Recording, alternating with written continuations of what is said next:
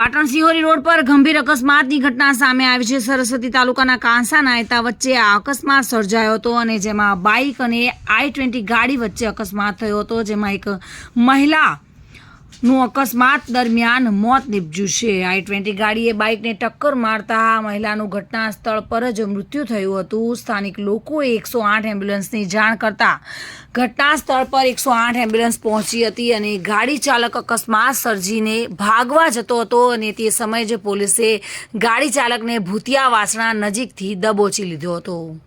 અકસ્માતમાં બાઇક સવાર મહિલાનું કરુણ મોત નીપજ્યું છે અને આ મહિલા નાયતા ગામના ઠાકોર સમાજની હોવાનું સામે આવ્યું છે। ગંભીર અકસ્માતમાં એક મહિલાનું કરુણ મોત નીપજ્યું છે। ગાડી સવાર જે હતો તે ભાગવા જતો હતો, પરંતુ પોલીસે તેને દબોચી લીધો હતો। 108 એમ્બ્યુલન્સ વાન પણ ઘટના સ્થળ પર પહોંચી હતી, પરંતુ તબીબે આ મહિલાને મૃત જાહેર કરી હતી। જોકે પોલીસ ઘટના સ્થળ પર પહોંચીને વધુ તપાસ હાથ ધરી છે। જગદીશ પડિયાર સાથે bureau report, today Gujarati news.